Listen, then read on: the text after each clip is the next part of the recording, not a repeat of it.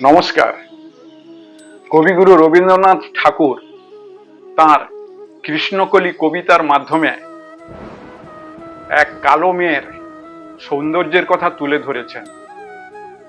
আমি এখন সেই কৃষ্ণকলি কবিতাটি আপনাদের শোনাচ্ছি। কৃষ্ণকলি, রবীন্দ্রনাথ ঠাকুর। কৃষ্ণকলি আমি তারেই বলি, কালো তারে বলে গায়ের লোক। মেঘলা দিনে দেখেছিলাম মাঠে, কালো মেয়ের কালো হরিণ চোখ। ঘোমটা মাথায় ছিল না তার মোটে, মুক্ত বেনি পিঠের পরে লোটে। কালো তা সে যতই কালো হোক, দেখেছি তার কালো হরিণ চোখ। ঘন মেঘে আঁধার হলো দেখে, ডাকতে ছিল শ্যামল দুটি গাই। শ্যামা মেয়ে ব্যস্ত ব্যাকুল পদে, কুটির হতে ত্রস্ত এলো তাই। আকাশ পানে হানি যুগল ভুরু, শুনলে বারেক মেঘের গুরু গুরু। কালো তা সে যতই কালো হোক, দেখেছি তার কালো হরিণ চোখ।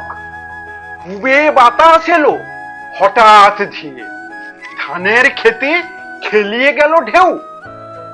আলের ধারে দাঁড়িয়েছিলাম একা, মাঠের মাঝে আর ছিল না কেউ। আমার পানে দেখলে কিনা চেয়ে, আমি জানি আর জানে সেই মেয়ে। কালো তা সে যতই কালো হোক, দেখেছি তার কালো হরিণ চোখ।